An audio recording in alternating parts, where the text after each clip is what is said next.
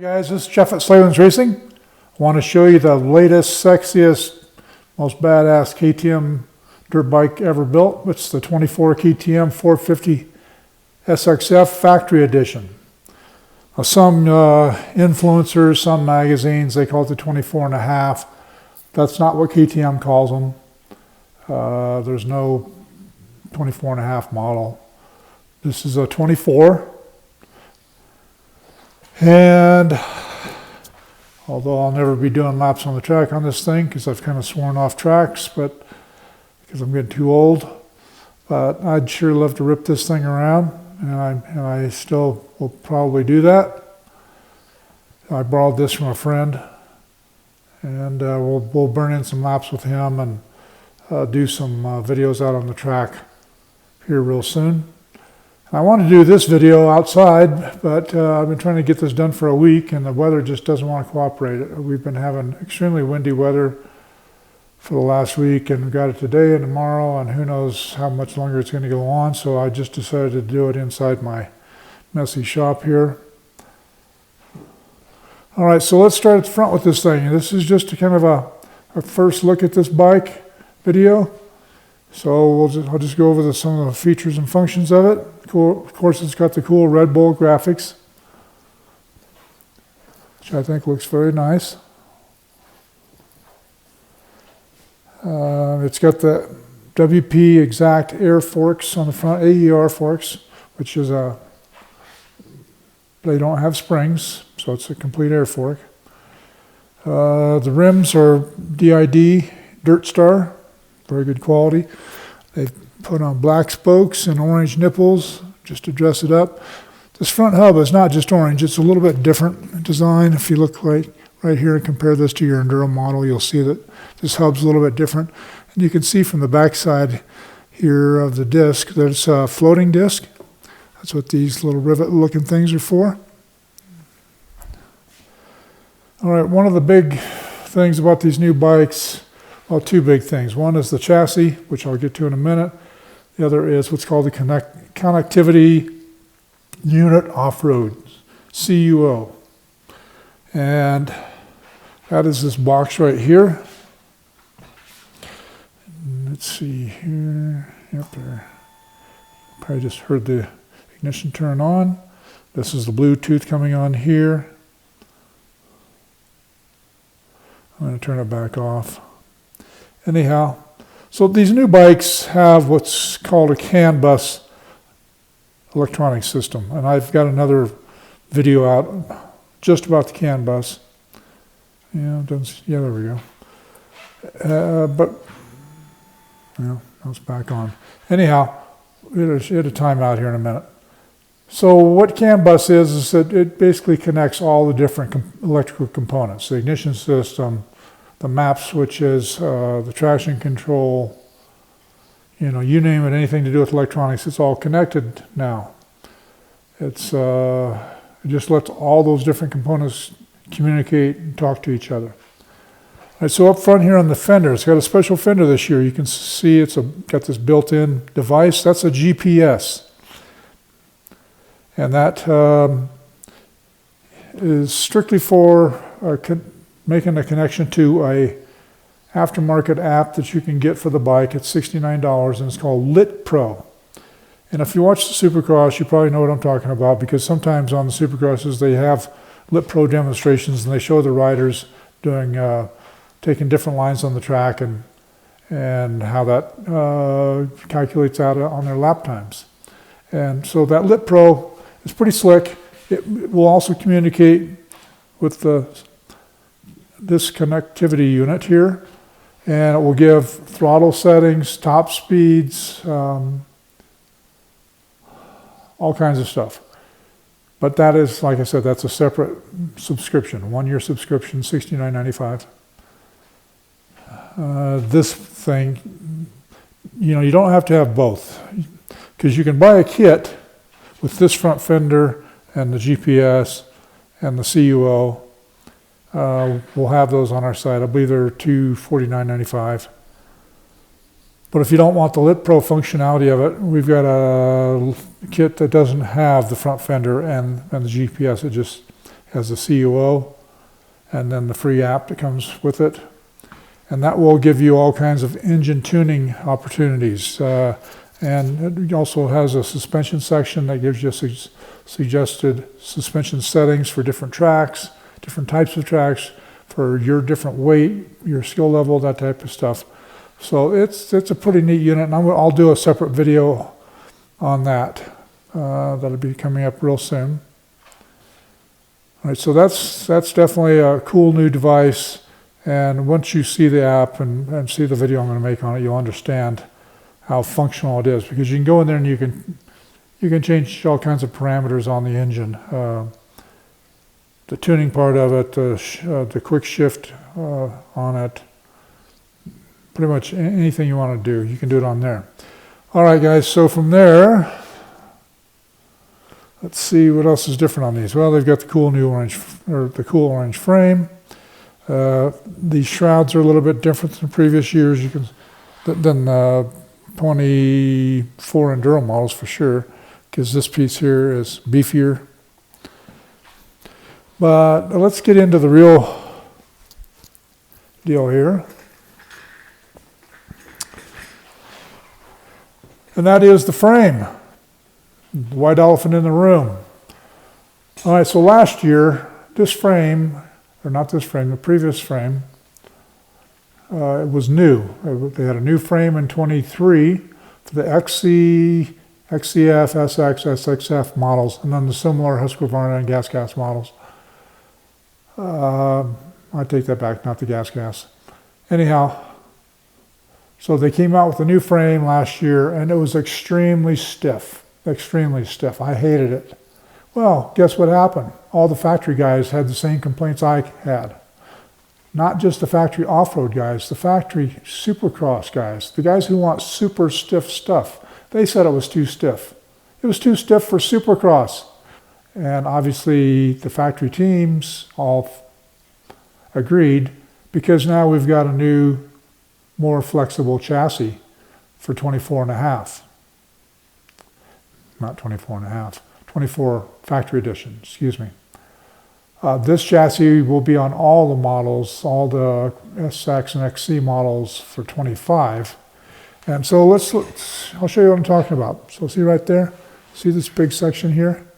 This is all cut out. That was not there before. They've softened up that bracing. According to the KTM factory website, they've done something up in the steering stem area to soften that up as well. It says they've removed materials. And then I saw a video from one of the factory representatives, and they said that they've also used a thinner wall tubing in a couple of areas on the frame. So what they've tried to do is soften up the torsional stiffness of the frame and the latitudinal stiffness as well, but mainly that torsional. All right, so the big improvement for these stiffer frames, so because this frame is still going to be stiffer than 22 and earlier generation, but not nearly as stiff as that 23. It's somewhere in between. So what you're gained by the stiffer frame is stability. The things are extremely stable. It's amazing how stable they are. Even that super stiff chassis, although I didn't like the compliance of it for riding off-road, it is extremely stable. And by that, I mean, when you're pushing it hard, the thing you don't even realize how much the previous chassis was twisting on you. The bike just follows the line better because the frame's not twisting. And so wherever you point it is where it goes, and it's just more stable. The front end actually sticks better, has a slightly different feel in the front. They feel slightly heavier kind of in the front, but more planted. And by more planted, I mean, more traction. So there's some big bonuses to what they've done on this frame. They just went too far on the 23 chassis, and they figured that out, and they backed up some. They walked that back a little, but it's still stiffer than 22 and earlier chassis. Anyhow, that is the biggest change on the chassis this year. They also, you can see the cylinder mount here, or head stay it's called. This bracket, kind of hard to see in this video because it's black, but you can see they've put a hole in it now. And on the other side, I'll show you it because it's easier to see. So they've added more flexibility there as well. Also down here on the linkage, this bolt right here is a smaller diameter now. They claim that they've gained some more comfort by going to a smaller diameter linkage bolt. I don't know. I'm sure they tested it and figured it out. All right, so other than that, the engine has not changed on this 24 model. But it's an excellent motor, absolutely excellent. It's the horsepower, the king of the class. Any magazine test you want to read, they claim that the KTM 450 SXF is definitely the horsepower king. This pipe, so the head pipe here is not made by Akrapovic. It's got an Akrapovic muffler, but the head pipe is a KTM product. And if you're wondering why they make them bulge here, kind of like a two-stroke, that's called a plenum chamber. And that actually quiets the exhaust note down by 1 to 1.5 decibels. And it also gives more low-end torque without hurting the top-end over-rev. So that definitely gives more grunt. Now this Hinson clutch cover, it's just a cover. There's not a Hinson clutch behind it. KTM clutches are fantastic. Don't need a different brand in there. And then we've got a plastic skid. It might have some carbon fiber infused in it, I'm not sure. It feels pretty stout compared to some of them. And for motocross, supercross, that's really all you need. It's got nice frame guards on it there. All right, because of all they've done with the frame this year, the shock and the forks both actually have stiffer valving. The compression valving is actually a little stiffer, and the shock has a stiffer spring. But yet, guys that I know that have this model already, they say that it feels softer. And it seems like I saw some other test online or something where their rider said the same thing. So that softening up the chassis allowed them to actually make the suspension a little bit firmer, but yet it still has a softer feel. So that's just a little trivia tidbit there. Let's see, the tires on both ends are the Dunlop MX-34, which is Dunlop's latest tire. It's gotten good reviews. For motocross application, I think it's a damn good tire. Akrapovic without any type of restriction on it. You can see it's got a gigantic hole there. Comes with the factory seat cover on it, which will pull your pants down going up a hill. You come with a softer grip this year. This is called the ODI Soft. And this is the start and the kill button on this side. And then on this side you have the quick start button or quick shift button on the bottom, the traction control on the bottom over here, and then the soft map and the aggressive map. And then they also show you right here which is which, because the white is mellow, green is more progressive. That switch lights up in those two different colors. Okay, let's roll around to the other side over here.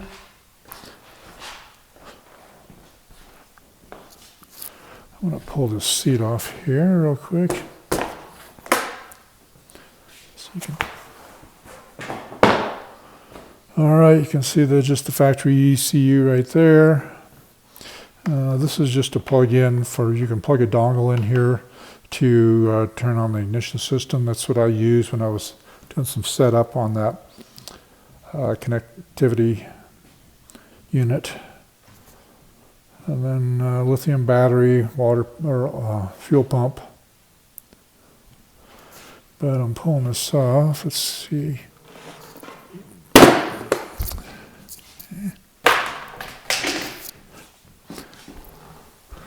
And under there you can see right in here that they've remove metal from that brace as well. And then here is the better picture of the head stay. And then on the back, they use, on the subframe, they use, it's a combination of aluminum and plastic up here. And I remember last year when they came out with this, of course, all the keyboard junkies were just going crazy over that. Oh, that's going to fall apart. It's going to be a piece of junk, whatever. Well, I've not heard a single complaint about that all year. I've not seen any complaints online. We haven't received any calls or emails about it. Typical internet hype. All right, this side's got the badass 450 motor in there. Let me think of what else they've changed on this side. Oh, it's got the gold chain on it. They've put nice graphics on the swing arm as well. But the chain guide, the black piece right there, I don't care for. Those fail quickly. It might be okay for motocross application, but if you bang those, actually probably if you bang them in a rut, it's going to bend over. What happens is the mounting part of it up in here is really cheesy, because underneath this plastic is aluminum. And they used a really soft aluminum because it bends over, and of course you hit it so it bends towards the inside, towards the wheel. And then it pushes on the chain and rubs the anodizing right off your sprocket. Makes your sprocket look like a hunk of junk.